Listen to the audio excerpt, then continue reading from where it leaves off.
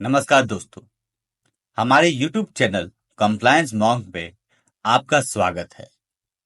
आज हम इस वीडियो में बीमित कर्मचारी के लिए उपलब्ध विभिन्न ईएसआई लाभों के बारे में बात करेंगे। तो कृपया करके इस वीडियो को अंत तक जरूर देखें और सब्सक्राइब करना ना भूलें। नीचे दिए हुए टिप्पणी अनुभाग में अपनी प्रतिक्रियाओं को हमारे साथ अवश्य साझा करें।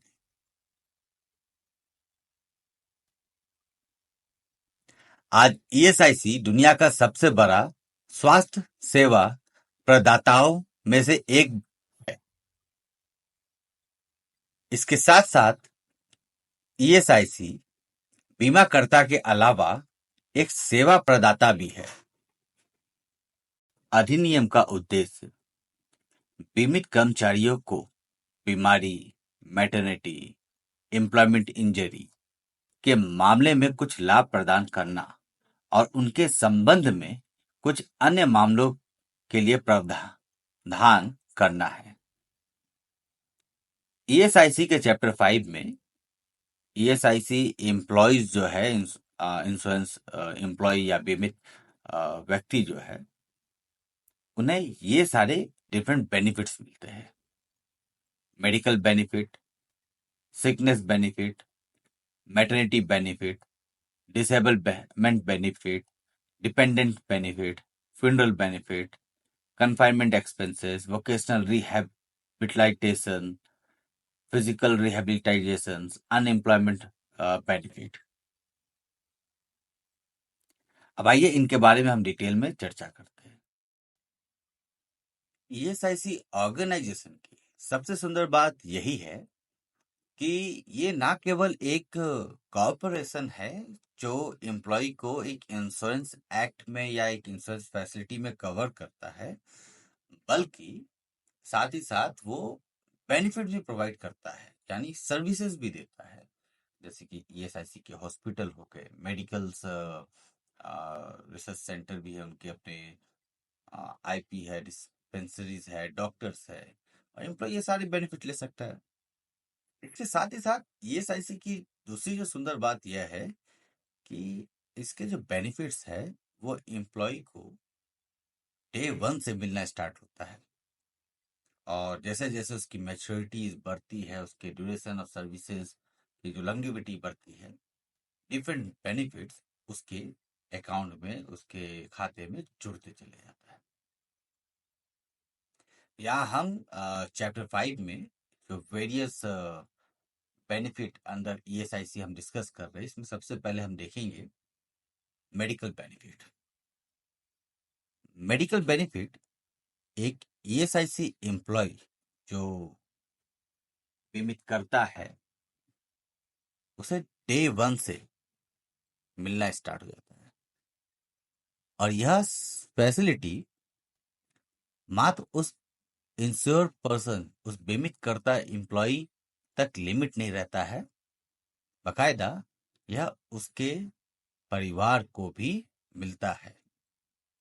यानी कि बिना 1 रुपये प्रीमियम दिए मात्र आप ईएसआईसी का मेंबर बनते ही आपको कम से कम मेडिकल बेनिफिट मिलना स्टार्ट हो जाएगा। है ना ये बहुत सुंदर सी बात। क्या कोई दूसरा इंश्योरेंस ऐसी सर्विसेज देता है? नहीं, जहां तक मेरी नॉलेज है मैंने तो अभी तक नहीं देखा। कोई दूसरा देता है तो बहुत अच्छी बात है।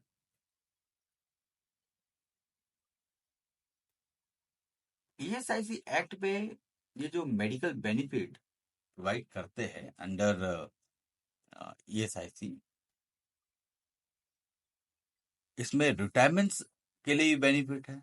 यानी एक सर्टेन एज अटेंड करने के बाद जब एम्प्लॉय की अर्निंग कैपेसिटी ऑलमोस्ट नील हो जाती है, उसके बावजूद भी वो बेनिफिट ले सकता है। जरूरी नहीं कि उसके लिए उसका एम्प्लॉयर कंट्रीब्यूशन दे। सिमिलरली कोई डिसेबल एम्प्लॉय है जो अब एम्प्लॉयमेंट में शायद नहीं है, वो भी इसमें बेनिफिट ले सकता है।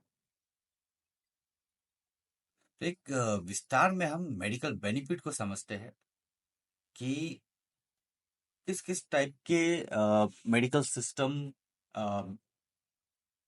ईएसआईसी ने अप्रूव किए हुए हैं। ईएसआईसी एक्ट का जो मेडिकल बेनिफिट है उसका स्केल क्या है, क्या कौन कौन सी बीमारियां है जो इस एक्ट में कवर है, एक रिटायरमेंट एम्प्लॉय को क्या बेनिफिट है, किस तरह से आप रिम्बर्समेंट कर सकते हैं या फिर क्या रिम्बर्समेंट हो सकता है, कोई डिसेबलमेंट है, परमानेंट है, टेम्पररी है या मैटरनिटी है, ये सभी चीजें जो जिसमें मेडिकल बेनिफिट चाहिए होते हैं। मान लीजिए किसी को दुर्घटना हो गया, हाथ कट गया, तो क्या कृत्रिम हैंड जो होती है हाथ, वो उसे मिलेगी, नहीं मिलेगी, किस टाइप के एड्स या सर्विसेज प्रोवाइड करती है, ये हम इस वीडियो में आगे देखते हैं।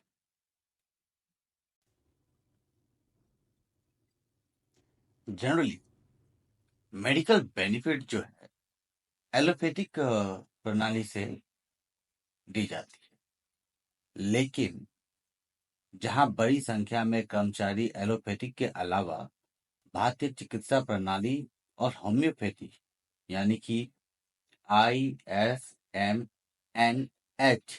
द्वारा इलाज की मांग करते हैं, और जहां राज्य सरकार ने ऐसी प्रणाली के योग्यता को मान्यता दी है, वहां ISMNH के तहत भी उपचार सुविधा प्रदान की जाती है।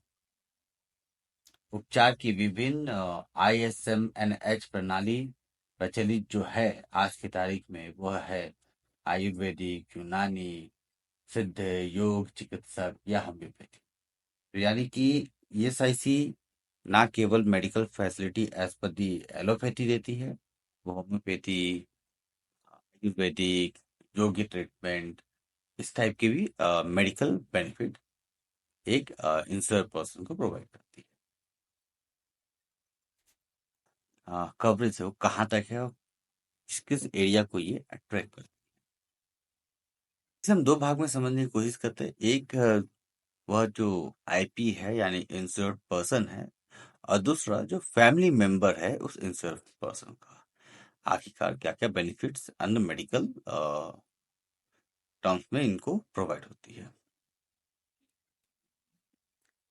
एक इंश्योर्ड पर्सन या उसका परिवार के जो सदस्य है, उनको चिकित्सा के लाभ डे वन से मिलेंगे।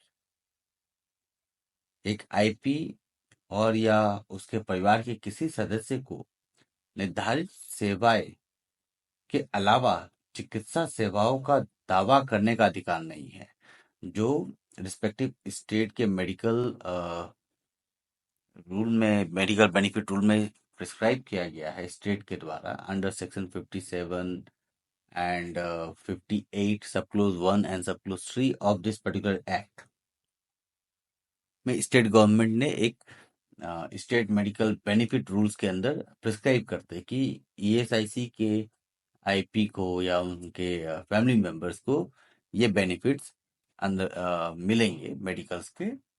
वही बेनिफिट एक आईपी मेंबर या उसके फैमिली मेंबर्स क्लेम कर सकते हैं।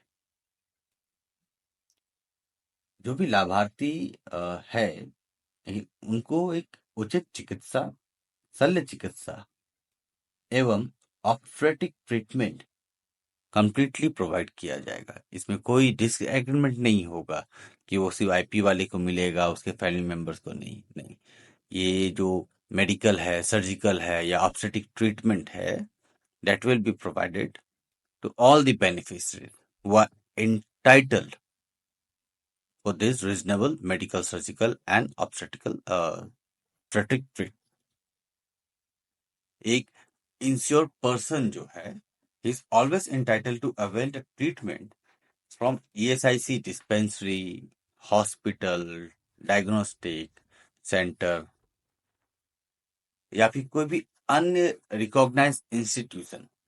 उदाहरण के तौर पे जैसे महाराष्ट्र में मुंबई सिटी में हॉस्पिटल है टाटा मेमोरियल फॉर कैंसर, यह जो कि एक प्राइवेट हॉस्पिटल है, टाटा ट्रस्ट के द्वारा चलाने वाली। लेकिन ईएसआईसी ने इसको रिकॉग्नाइजेशन दिया हुआ है, इनके साथ टाई अप किया हुआ है। सो अगर कैंसर की प्रॉब्लम है किसी एम्प्लॉय को, जो इंश्योर्ड पर्सन है, can have the benefit from that particular hospital. लेकिन यहाँ आपके जो डॉक्टर है, ये सचिवल, वो लिख के देंगे, तभी आपका केस वहां पर ट्रांसफर होता है। यानी कि एक इंश्योर्ड पर्सन जिसको किसी तरह का आउट पेशेंट रोगी है, उसका उपचार इनको मिलेगा। उनके आवास पर जाकर घरेलू घरेलू उपचार की भी सुविधाएं है। कोई विशेषज्ञ की राय जाननी है, उनको परामर्श करना है, कंसल्टेशन चाहिए, वो मिल सकता है इनको। अस्पताल में भर्ती करवाना है, इन पेशेंट ट्रीटमेंट जो है, हॉस्पिटलाइजेशन भी मेडिकल बेनिफिट के अंदर आता है। जो मेडिसिन्स है, दवाइयाँ, ड्रेसिंग्स है, या किसी तरह का कृत्रिम अंग है, आर्टिफिशियल लिम्स है, या कोई सपोर्टिंग इक्विपमेंट चाहिए होंगे, ये सारी चीजें एक इंश्योर्ड पर्सन को मिल सकता है अंडर मेडिकल बेनिफिट प्रोविजंस में, as per the chapter of this act. और सेम चीज एक जो उनके फैमिली मेंबर्स है, उन्हें भी मिलेगा।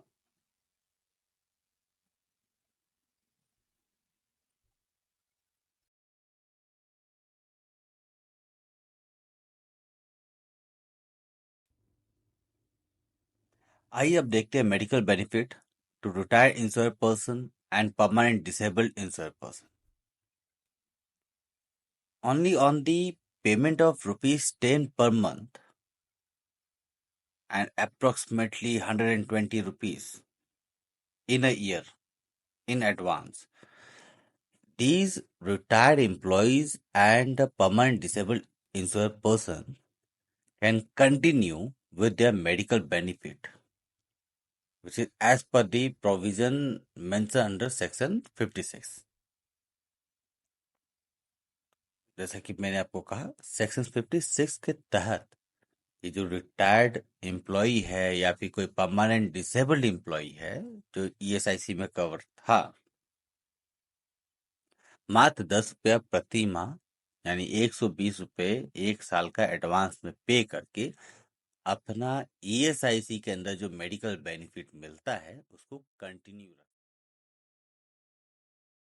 एक बीमित व्यक्ति और उसके परिवार के सदस्य आईएमओ एवं आईएमपी द्वारा अपने निवास पर मुफ्त चिकित्सा देखभाल के हकदार होते हैं।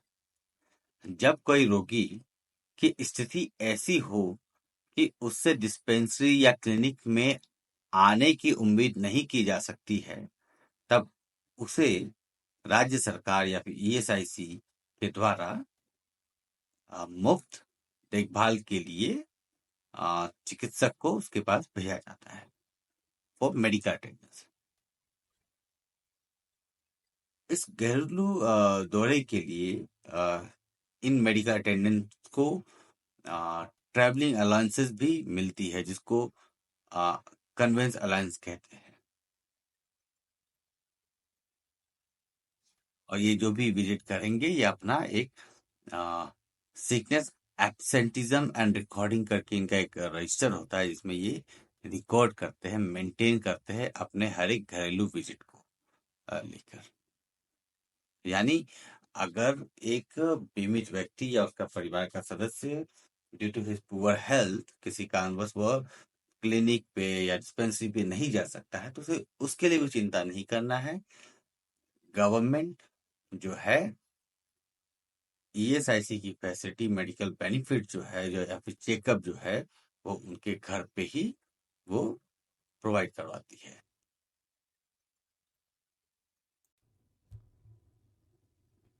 ईएसआईसी के तहत मेडिकल बेनिफिट के जो स्टैंडर्ड मेडिकल केयर स्कीम में जो प्रोवाइड किया गया है, ये सभी मामलों में इंश्योर्ड पर्सन को और उनके परिवारों के सदस्यों को expanded and full medical care provide की जाती है सभी क्षेत्रों में।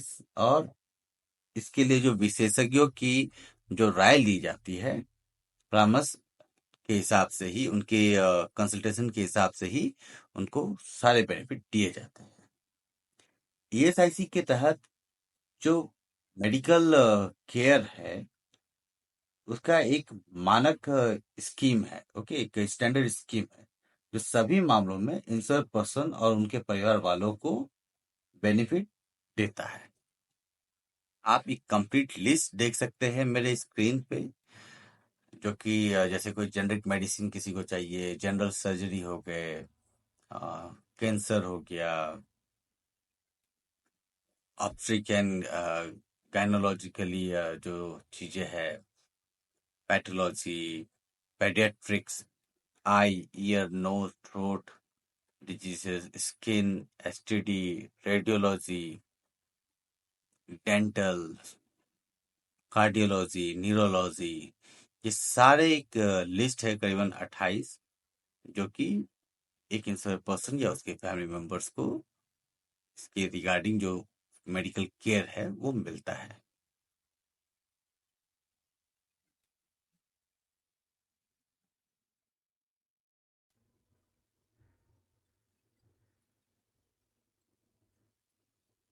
Under ESIC scheme, IP member in all areas and their family members in area with full medical care facility are entitled to hospitalization. So in the case of where hospitalization is required, वहां पर एक insured person खुद को या फिर अपने family members को admit कर सकता है, यह उसका अधिकार है। इवन अगर ईएसआईसी के पास किसी एरिया में अपना खुद का हॉस्पिटल नहीं है, तो वह बेड रिजर्व करके रखते हैं स्टेट गवर्नमेंट के साथ, लोकल फंड ऑर्गेनाइजेशन के साथ, प्राइवेट बॉडीज या फिर डिफरेंट छोटे जो इंस्टीट्यूशंस है उनके साथ। और ईएसआईसी स्कीम के तहत इस बेड का जो चार्जेस है ऑक्यूपाइडिंग बेड पर डे, वह ईएसआईसी ही बेयर करती है, ना कि एक आईपी या फिर उसके फैमिली मेंबर को वो बेयर करना पड़ता है।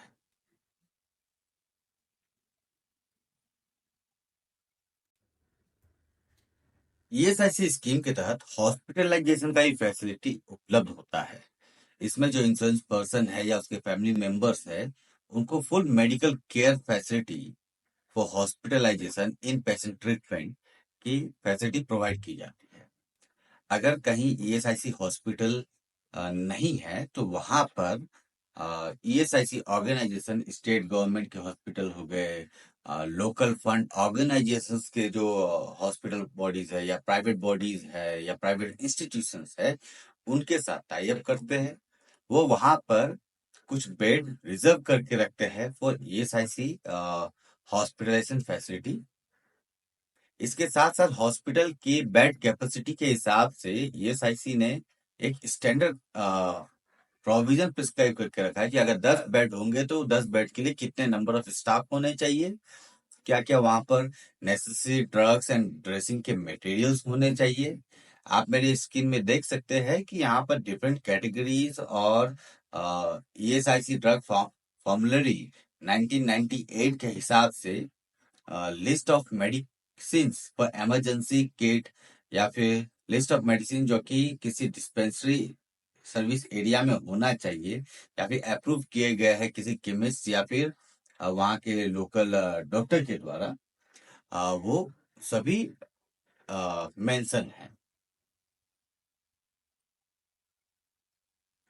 और अगर जो इंश्योर्ड पर्सन है वो किसी हॉस्पिटल में एडमिट है या उसके फैमिली मेंबर हॉस्पिटल में एडमिट है, तो उसका जो बेड के जो चार्जेस है पर डे के हिसाब से, वो भी ईएसआईसी गवर्नमेंट ही, ईएसआईसी बॉडी जो है ऑर्गेनाइजेशन बेयर करेगी।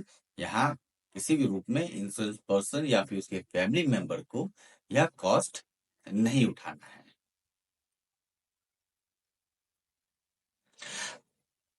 एक इंश्योर्ड पर्सन की बीमारी को इन्वेस्टिगेट करने के लिए, समझने के लिए, जो सीटी स्कैन, एमआरआई, इकोकार्डियोग्राफी या फिर कोई अदर लेबोरेटरी फैसिलिटीज जो है वो प्रोवाइड की जाती है कंप्लीटली फ्री ऑफ कॉस्ट। वो इंश्योर्ड पर्सन और उसके फैमिली मेंबर को टोटली फ्री ऑफ कॉस्ट दिया जाता है, या तो ईएसआईसी के हॉस्पिटल्स में या फिर स्टेट लेवल स्पेशलिटी हॉस्पिटल्स या फिर कोई दूसरे इंस्टीट्यूट्स जिसके साथ ईएसआईसी ने टाई अप करके रखा है। इसी के साथ साथ ये भी जानने वाली बात है कि कभी किसी कारणवश कोई इंश्योर पर्सन या फिर उसका फैमिली मेंबर को किसी तरह का कृत्रिम अंग, आर्टिफिशियल लिम्स या फिर कुछ सपोर्टिंग चाहिए होता है, जैसे व्हील चेयर हो गए या फिर वो जो अ, सहारा लेके चलने के लिए होता है for any disable, semi disable employees जो हो जाते हैं ईएसआईसी के अंदर, उनके लिए भी जो अप्लायंसेस लगते हैं उसको भी मेडिकल केयर या मेडिकल बेनिफिट के अंदर लिया गया है। और ईएसआईसी स्कीम के तहत ये सारी चीजें free of cost insurance person और उसके फैमिली मेंबर को दी जाती है, जैसे कि आर्टिफिशियल लिम्ब हो गया, हियरिंग एड्स हो गए, कान की सुनने की मशीन हो गए, चश्मे का जो फ्रेम है, ओके, अप टू ₹100 तक का, और उसके रिप्लेसमेंट का आ, भी प्रोविजन दिया हुआ है। तो ऐसे कई सारी चीजें हैं जो मेडिकल फैसिलिटी या मेडिकल बेनिफिट या मेडिकल केयर के अंदर ली गई है। और ये ईएसआईसी अपने इंश्योर पर्सन और उसके फैमिली मेंबर को प्रोवाइड करती है as a part of medical care.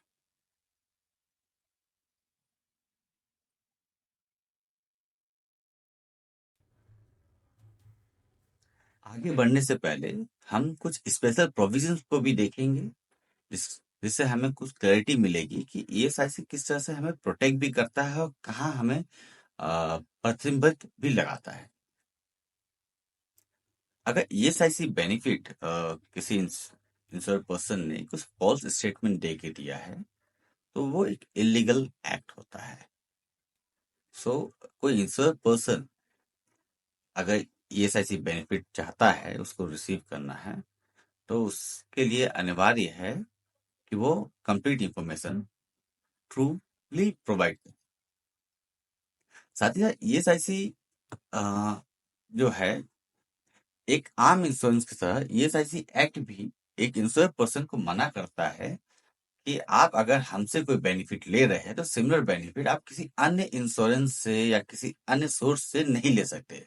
Let's say for example कि एक इंश्योर पर्सन का खुद का सेल्फ मेडिक्लेम पॉलिसी है और वो हॉस्पिटलाइजेशन होने के चलते मेडिक्लेम पे क्लेम कर रहा है कि मुझे इतना ₹1000 इतने पैसे चाहिए because of my so and so reason. और अगर वो सेम अमाउंट या सेम चीज या पार्सल वटेवर ईएसआईसी से भी क्लेम करता है, तब ईएसआईसी इस चीज को अलग नजरिए से देखेगी और कहेगी कि अगर आपने सेम प्रोविजन वहां से भी लिया तो यहाँ से आप नहीं ले सकते। That is a bar on benefit under other inactments as per section 61। इसके साथ साथ ईएसआईसी अपने इंश्योर पर्सन को एक प्रोटेक्शन देती है कि अगर वह एक सिकनेस लीव पे है ड्यूरिंग सिकनेस, तो उसका वेज रिड्यूस नहीं किया जाए। साथ ही साथ उसे नौकरी से नहीं निकाला जाए, उसको डिस्चार्ज नहीं किया जाए, डिसमिसल नहीं किया जाए, किसी तरह का जो अदर बेनिफिट्स जो उसको मिलते हैं फ्रॉम द एम्प्लॉय वो रिड्यूस ना हो। इसके लिए आप सेक्शन 72 एंड सेक्शन 73 को रिफर कर सकते हैं। और मेडिकल बोर्ड की स्थापना की गई है for appealing to the tribunal of employees insurance court. अगर मान लीजिए कोई ऐसा अपील करना है तो उसके 3 महीने का एक समय दिया जाता है, लेकिन इसको एक्सटेंड भी कर सकते हैं। इस मेडिकल बोर्ड के कुछ मेंबर्स होते हैं जो कि जुडिशियल मेंबर कहलाते हैं, स्पेशलाइज्ड डॉक्टर होते हैं, लेबर लीडर्स होते हैं, अ, अन्य म्युनिसिपैलिटीज या फिर अन्य ईएसआईसी वाले एम्प्लॉय भी हो सकते हैं। इसके अलावा अन्य प्रोविजन जो मेंशन है ईएसआईसी एक्ट में, जिसमें स्पेशली फॉल्स स्टेटमेंट देने के लिए इंश्योर पर्सन जो है आईपी मेंबर, उसको पनिशमेंट भी दी जा सकती है। ईएसआईसी एक्ट में ये ईएसआईसी का अपना खुद का एक कोड भी है। ओके। और यहाँ पर एम्प्लॉयर को हमेशा कहा जाता है कि आप टाइम टू टाइम अपना कंट्रीब्यूशन पे करें for the employ and employer, and similarly जो annual return, semi annual returns है वो फर्निश करे टाइम टू टाइम। तो ये कुछ अलग स्पेशल प्रोविजंस है जो मैं आपको बताना चाहता था, इससे पहले कि हम towards reimbursement facility provided under medical benefit को हम स्टडी करें और समझें। अब हम देखेंगे रिम्बर्समेंट के प्रोविजन जो कि रेगुलेशन नंबर 69 में मेंशन है। As per regulation number 69 of ESIC act, every employer has to arrange fasted medical care and transport of accident case till the injured IP is seen by the IMO or IMP। तो regulation number 69 के तहत हर किसी employer की ये जिम्मेदारी होती है कि वो फास्टेड मेडिकल फैसिलिटी प्रोवाइड करे, साथ ही साथ ट्रांसपोर्ट फैसिलिटी भी प्रोवाइड करे फॉर द इंश्योर्ड पर्सन। और ये फैसिलिटी कब तक वो देगा? जब तक कि उस इंश्योर पर्सन को एक आईएमओ या आईएमपी के द्वारा नहीं देखा गया, जांच नहीं किया गया। और उसके बाद एम्प्लॉयर चाहे तो अपने पूरे खर्चे का एक डिटेल बना के वाउचर फिलअप करके रिम्बर्समेंट के लिए क्लेम कर सकता है। और जो भी कॉस्ट है रिम्बर्समेंट का, as per the provision which is provided under the ESIC scheme के तहत उस एम्प्लॉयर को मिलेगा। जरूरी नहीं है कि पूरा रिम्बर्समेंट मिल जाए, लेकिन हाँ, एक certain part of reimbursement claim जो है वो एम्प्लॉयर को मिल जाती है, क्योंकि ऑलरेडी वो ईएसआईसी एक्ट में लिखित है। यहाँ कुछ ऐसे लिस्ट ऑफ केसेस आपके सामने स्क्रीन पे दिख रहे हैं जिसका रिम्बर्समेंट परमिटेड है बाय द ईएसआईसी डिपार्टमेंट। मैं आपसे अनुरोध करूंगा कि आप पॉज करके इन सभी लिस्ट को देख लीजिए एक बार, ताकि अगर किसी तरह का रिम्बर्समेंट आपको करवाना है बीइंग एन एम्प्लॉयर एम्प्लॉई, आप उनको बेहिचक निश्चित रूप से करवा पाए। उदाहरण के तौर पे मान लीजिए कहीं ईएसआईसी फैसिलिटी प्रोवाइड नहीं है या mobile facility of dispensary van is not available, तो उस केस में एम्प्लॉयर अगर कोई डिस्पेंसरी वैन सर्विसेज रिलेटेड कुछ सर्विसेज प्रोवाइड कराता है तो वो उसको क्लेम कर पाएगा।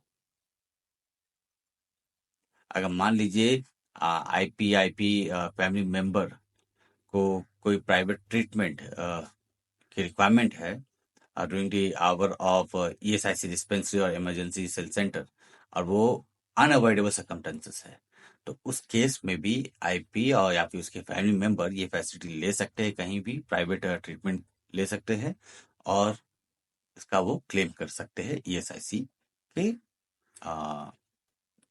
ईएसआईसी में।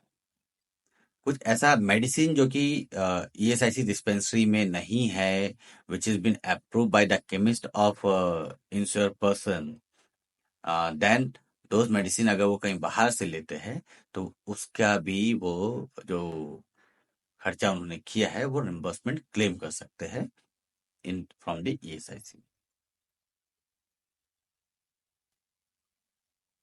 कोई ऐसा स्पेशल अप्लायंस है जो कि ईएसआईसी के डॉक्टर ने उनको मेंशन करके लिखा है, let's say for example spinal support हो गया, सर्वियल कॉलर हो गया, वॉकिंग कैलिपर्स है या क्रचेस है, जो कि आईपी मेंबर या उसके फैमिली मेंबर्स को चाहिए, लेकिन वो ईएसआईसी के पास उपलब्ध नहीं है, तो बाहर से ले सकते हैं और जो भी उसका खर्चा होगा वो ईएसआईसी में जाके उसको रिम्बर्स कर सकते हैं। In case of serious accident या कोई सीरियस इलनेस है, तो जो बेनिफिशियरी है अंडर ईएसआईसी वो डायरेक्टली किसी भी प्राइवेट हॉस्पिटल या फिर नॉन रिकॉग्नाइज हॉस्पिटल में भी जाके एडमिशन ले सकते हैं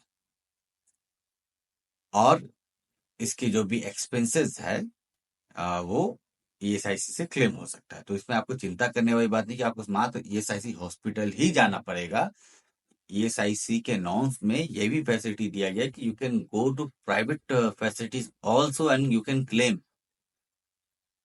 फर्स्ट प्रायोरिटी वही होती है जो रिकॉग्नाइज हॉस्पिटल है, अगर नहीं उपलब्ध है ईएसआईसी हॉस्पिटल या रिकॉग्नाइज हॉस्पिटल, लेकिन नियर बाई कोई दूसरा नॉन रिकॉग्नाइज हॉस्पिटल भी अगर उपलब्ध है और सीरियस मैटर है, जैसे फॉर एग्जांपल हार्ट अटैक हो गया, फेलियर ऑफ स्पाइन हो गया, सेरिब्रल का कुछ डैमेज है, तो वहां पर इमीडिएटली वहां एडमिट होके what ever the expenses incurred by the IP they can claim from the ESIC department.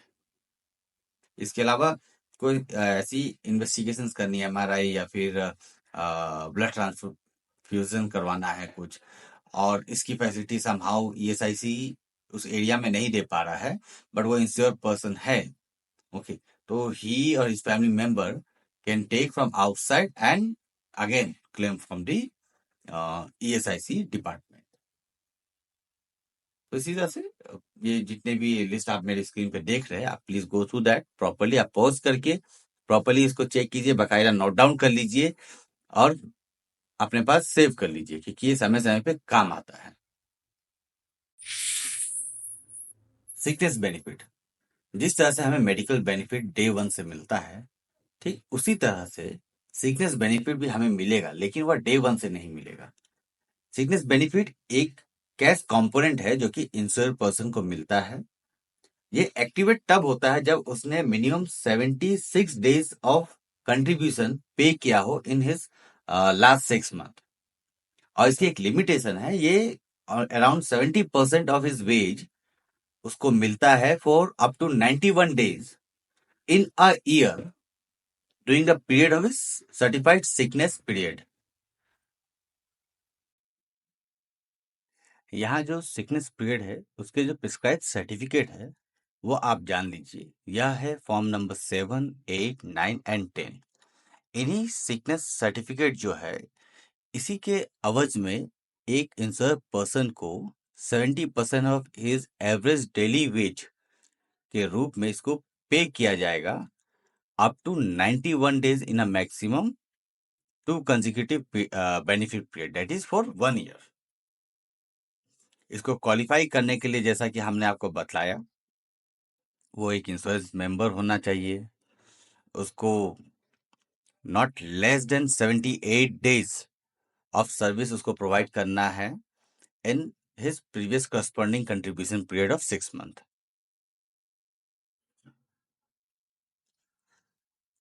Or a person who has entered into the insurance employment for the first time, that person has to wait nearly for 9 months before becoming the eligible of sickness benefit, because his corresponding benefit period starts only after the that first interval.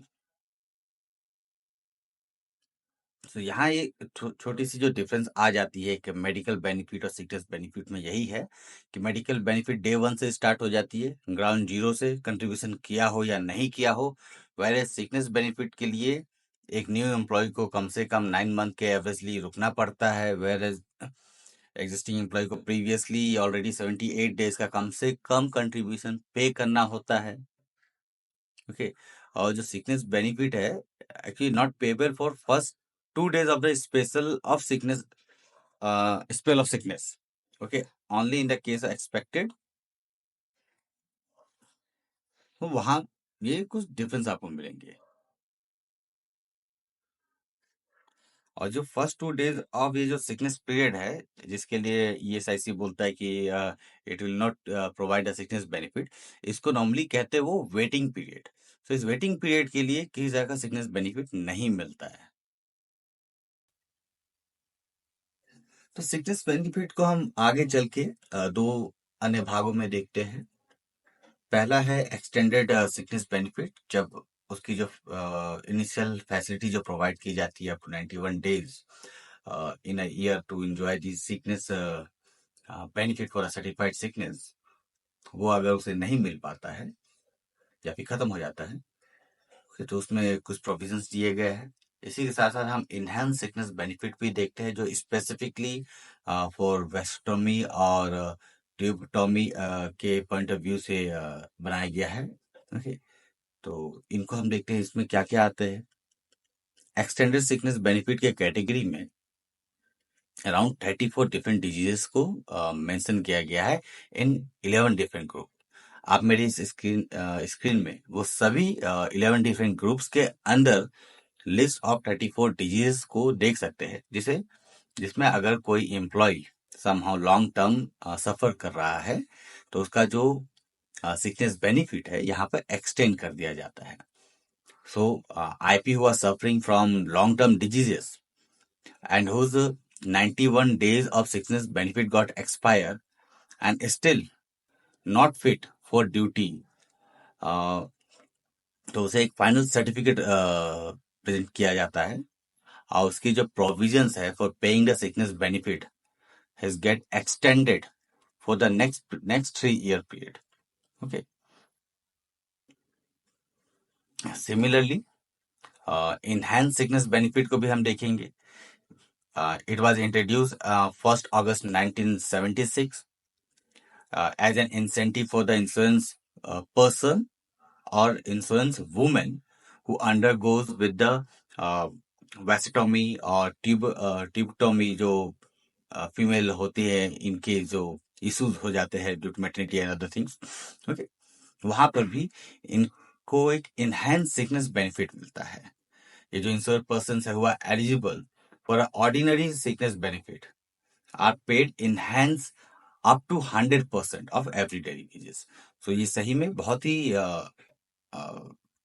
अच्छा initiative ESIC ने 1976 में लिया, जिसके चलते जो वेस्टेटोमी या फिर ट्यूबोटॉमी के चलते जो इसको कंसर्न होते हैं और इंश्योर पर्सन या इंश्योर वुमेन जो है फिट नहीं हो पाते हैं, तो इनकी जो इनहेंस है डेली वेज के एवरेज जो पहले 70% था वो इनहेंस होके अप टू 100% हो जाता है, तो insure the proper family welfare. और जो duration of enhance sickness benefit is up to 7 days, तो इसको इनहेंस करके up to 7 days in the case of vasectomy and up to 14 days कर दिया जाता है in the case of tubectomy from the date of operation of that female worker in that hospital or whatever the case may be. Now, maternity benefit under ESIC for confinement and pregnancy is payable up to 26 weeks, and which can be extended further for 1 month on medical advice at full rate of wage. But for this, the contribution for the insured woman need to be 70 days in preceding 2 consecutive period. तो अगर 2 consecutive contribution period जो है उसमें अगर 70 days का contribution नहीं मिलता है तो फीमेल एम्प्लॉय को मैटरनिटी बेनिफिट का नहीं मिल पाएगा अंडर ईएसआईसी। अगर वो एलिजिबल है तो अप टू 26 वीक क्या उनको जो कन्फाइनमेंट पीरियड है, प्रेगनेंसी पीरियड है, वो छुट्टियां मिलती है उनको अंडर ईएसआईसी, और इस दौरान जो फुल डेली वेज है वो उन्हें ईएसआईसी के द्वारा प्राप्त होती है। तो इसके कंडीशन जैसा कि हमने देखा, ओके, मैटरनिटी बेनिफिट तभी पेबल हो पाएगा 26 हफ्ता के लिए अगर उन्होंने अपने प्रीवियस 2 कंसेक्यूटिव पीरियड में 70 डेज का अटेंडेंस दिया है, कंट्रीब्यूशन पे किया गया है। और ये maternity benefit for every surviving kids के लिए नहीं है, it is only limited to 2 surviving kid. और अगर इन केस ऑफ कन्फाइनमेंट हो जाता है तो दिस में be limited to 8 week. Okay, और जैसा भी एक्सपेक्टेड जो भी मेडिकल प्रिस्क्रिप्शन अगर मेंशन कुछ अलग से करता है। इसके लिए जो फॉर्म है वो जान लीजिए, फॉर्म नंबर 17, 18, 19, 20 एंड 21, ये सारे फॉर्म एक्सपेक्ट किए जाते हैं प्रोड्यूस करने के लिए from the insured women. In the case of miscarriage हो गया या किसी तरह का मेडिकल टर्मिनेशन ऑफ प्रेगनेंसी हो गई, एमटीपी हो गया, तो यहाँ instead of 26 days week this get converted to 6 week, that is 42 days from the date of following miscarriage. तो मिसकैरेज होने के बाद 42 दिन का या 6 हफ्तों का एक बेनिफिट छुट्टी ईएसआईसी फीमेल एम्प्लॉय को मिलता है।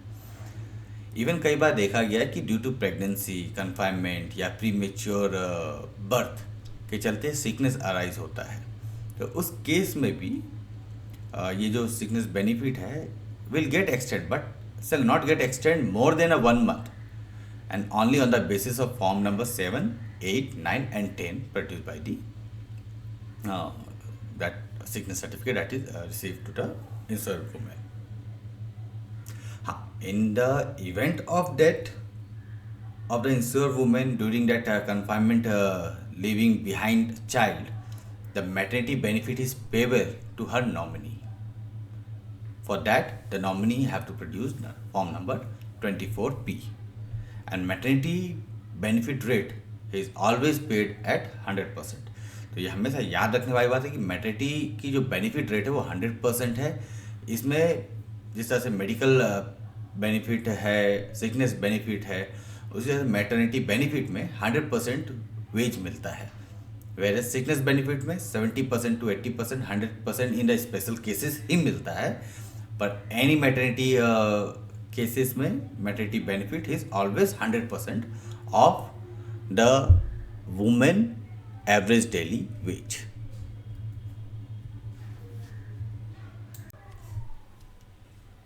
अब हम देखेंगे डिसेबलमेंट बेनिफिट।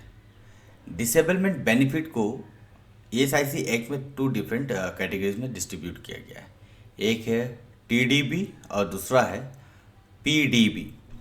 टीडीबी मतलब temporary disablement benefit, PDB means permanent disable benefit.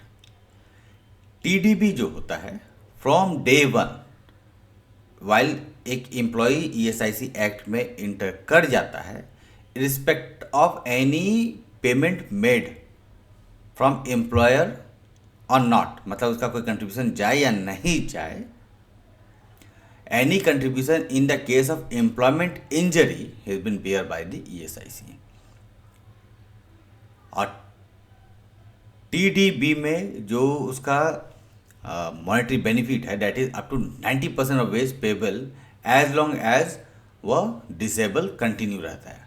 Since ये टेम्प्रेरी रहता है तो एक टेम्प्रेरी पर्पस के लिए, टेम्प्रेरी टाइम के लिए ही ये 90% का वेज बेनिफिट उसको मिलेगा। वहीं परमानेंट डिसेबलमेंट बेनिफिट जो है, this is paid at the rate of 90% of the veg, just like the TDB. Okay, PDB में भी 90% ऑफ द जो वेज है वो इंश्योरेंस पर्सन को मिलेगा। मंथली बेसिस में ये पेमेंट मिलते रहेगा and can extend as per the loss of earning capacity by the as prescribe by the medical board. तो मेडिकल बोर्ड अलग कुछ प्रिस्क्रिप्शन देता है तो ये एक्सटेंड भी उसी हिसाब से करता है। मैं आपसे अनुरोध करूंगा कि एक बार employment injury which is defined under section 28 of ESIC act please refer करें, क्योंकि हमें ये जानना जरूरी है कि कौन सी ऐसी इंजरीज है जिसको एम्प्लॉयमेंट इंजरी के कैटेगरी में लिया गया है। Because TDB is payable to an employ who suffer employment injury or occupational disease and this is certified to be temporary, okay, temporary incapable for work. तो अगर जो एम्प्लॉयमेंट इंजरी के चलते कोई इंश्योर्ड पर्सन है वो सर्टिफाइड किया गया है कि he is incapable for work and all, तो वहाँ हमको ये चीज़ समझना बहुत ज़रूरी होगा। और ये जो सर्टिफिकेट रिक्वायर्ड होगा टू अंडरस्टैंड दैट कि वो टीडीबी में है या नहीं, तो इसके लिए सबसे पहले तो फर्स्ट प्रायोरिटी ये होती है, बिकॉज ऑफ एम्प्लॉयमेंट इंजरी हमें एक्सीडेंट रिपोर्ट करनी होती है फॉर्म नंबर 12 में। फॉर्म 8 है, 9, 10, 11, इवन ईएसआईसी मेडिकल फॉर्म 13, ये सारे फॉर्म जो है ना रिक्वायर्ड होते हैं to understand that it is certified और to give the certificate for TDB. TDB के लिए एलिजिबिलिटी ऑलरेडी मैंने बतला दिया है। The benefit is not subjected to any kind of contribution condition or attendance condition. जैसे ही वो जिस दिन ईएसआईसी का मेंबर बन गया उसको टीडीबी का बेनिफिट मिलेगा, टेम्पररी डिसेबलमेंट का बेनिफिट मिलेगा। साथ ही साथ जो एवरेज डेली वेज है वो 90% मिलेगा, just like normal sickness type of benefit जहाँ 70% है, यहाँ 90% है। और सिंस ये जो टेम्परेरी डिसेबलमेंट बेनिफिट होता है, ये किसी लिमिटेड टाइम के लिए एक इंजर्ड पर्सन को डिसेबल कर देता है, not fit for the work कर देता है। हाँ, इसका ड्यूरेशन अगर हम चेक करें तो ऐसा कोई ड्यूरेशन भी प्रिस्क्राइब नहीं है कि एक टीडीबी में एक इंजर्ड पर्सन को कब तक टेम्पररी डिसेबलमेंट बेनिफिट मिलेगा। अब ये अगर टीडीबी एक बार सर्टिफाइड कर दिया है किसी ईएसआईसी डॉक्टर ने, सर्टिफाइड सर्जन ने, तो this will be paid as long as temporary disablement last and a significant improvement by the treatment is possible. तो ये हो सकता है कि टेम्पररी डिसेबल बाद में ख़त्म हो जाए तो चलेगा, तब तब इसकी बेनिफिट एंड हो जाती है।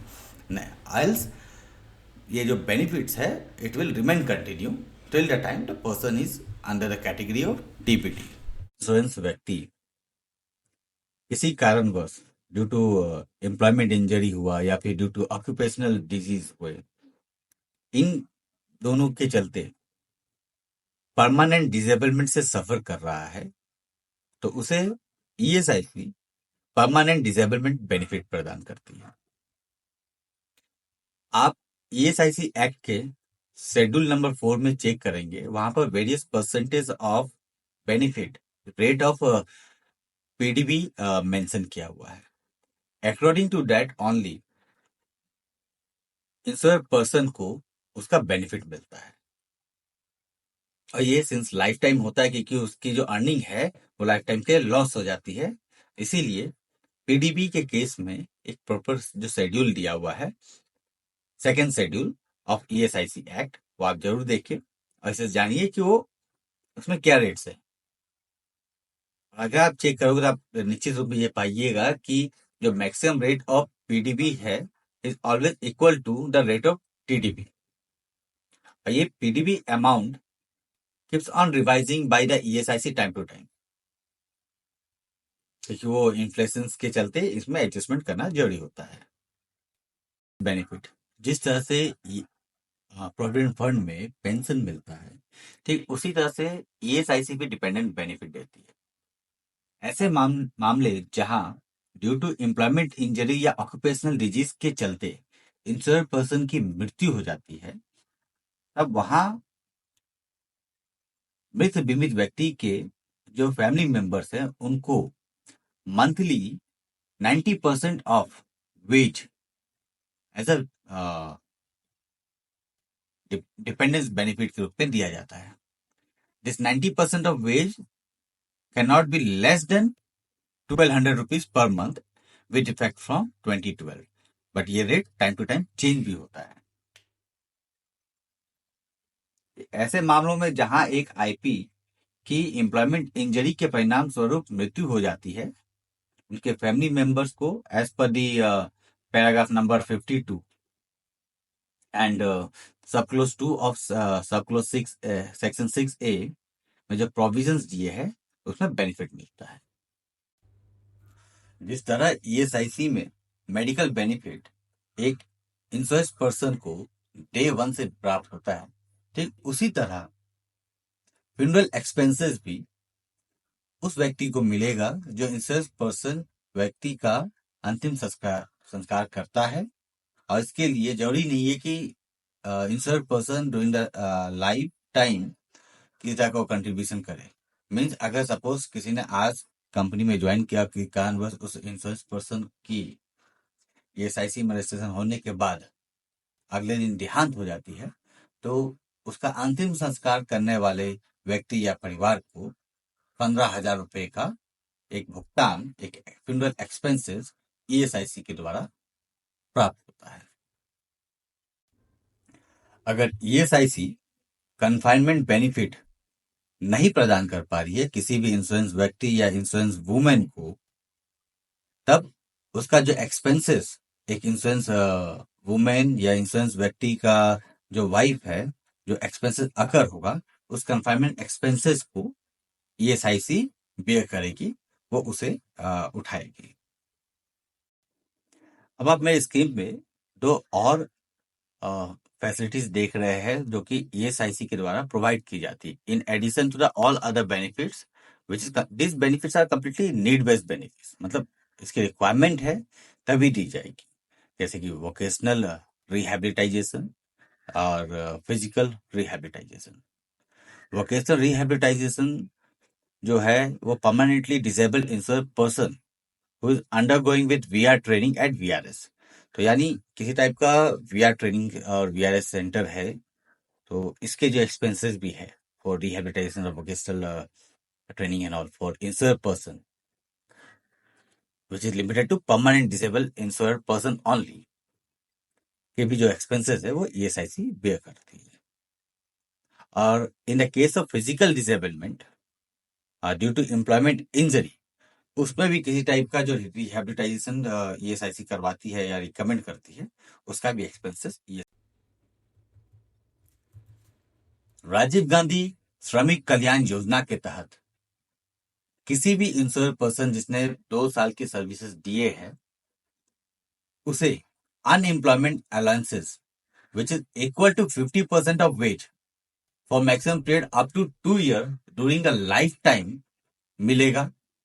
Medical care for self and his family from ESIC hospital dispensary during the period of IP receiving unemployment allowances भी मिलेगा।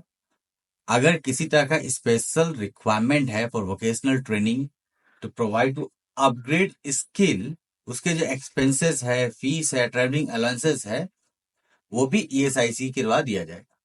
तो ये काफी अच्छा अनएम्प्लॉयमेंट स्कीम है और इत्तेफाक की बात है कि इंश्योरेंस ऑर्गेनाइजेशन के द्वारा दी जाती है। यानी ईएसआईसी जो है वो ना केवल एक एम्प्लॉय को इंश्योरेंस, मेडिकल और उसके फैमिली मेंबर को इसमें कवर करता है, बल्कि वो सर्विस भी देता है। और अगर वो इंश्योरेंस पर्सन जिसने 2 साल की सर्विसेज दी है और किसी कारणवश वो जॉबलेस हो जाता है, तो वहां पर 50% of his wage up to 2 year in once in a life time उसको मिलेगा। और वो 2 साल तक उसकी जो फैसिलिटीज है वो भी कंटिन्यू रहेगा मेडिकल केयर के अंदर। और साथ ही साथ अगर वह बेरोजगार एम्प्लॉय जो है, अनएम्प्लॉयड एम्प्लॉय, किसी तरह का ट्रेनिंग लेके, स्पेशल वोकेशनल ट्रेनिंग लेके अपना स्किल अपग्रेड करना चाहता है ताकि वो फिर से एम्प्लॉयमेंट में आ पाए, तो उसके भी जो एक्सपेंसेस है, फीस है और ट्रेवलिंग अलाउंसेस है, वो ईएसआईसी के द्वारा बेयर की जाती है। एक और अनएम्प्लॉयमेंट स्कीम है। जुलाई 2018 में ईएसआईसी के द्वारा पायलट वर्जन में एक और अनएम्प्लॉयमेंट अलाउंस स्कीम स्टार्ट की, जिसे कहते थे अटल बीमित व्यक्ति कल्याण योजना। इस स्कीम के तहत भी once in a life time up to 90 days एक इंश्योर्ड पर्सन को अनएम्प्लॉयमेंट अलाउंस दिया जाता है, which is 50% of the wage. इस योजना को हमने during the time of Covid period काफी हाइप होते हुए देखा है। तो आप ईएसआईसी के इस खूबी को देख के एकदम अचंभित होंगे कि ये ना केवल एक इंश्योरेंस देता है, मेडिकल फैसिलिटी देता है, बल्कि एक अनएम्प्लॉयमेंट बेनिफिट भी देता है, जो अपने आप में ये सारी जो फीचर्स है ईएसआईसी ऑर्गेनाइजेशन को अन्य ऑर्गेनाइजेशन से काफी अलग बनाता है और एक अलग पहचान दिलाता है। इसीलिए हम अक्सर कहते हैं कि ईएसआईसी की जो इंश्योरेंस कवरेज है which is far better than any other insurance. Now, thanks for watching this video. I request you please subscribe, follow, give me likes and give your comments at the comment section. दोस्तों के साथ share कीजिए, feedback दीजिए और जो हो सके कीजिए। पर हाँ, बताइए जरूर कि आपको ये कैसा लगा और आप किस नए टॉपिक पे वीडियो या प्रेजेंटेशन चाहते हैं। ये प्रेजेंटेशन जो स्टूडेंट जो पढ़ रहे हैं उनके लिए भी काफ़ी यूजफुल है। उम्मीद करता हूँ आप सबको अच्छा लगा होगा। Thank you.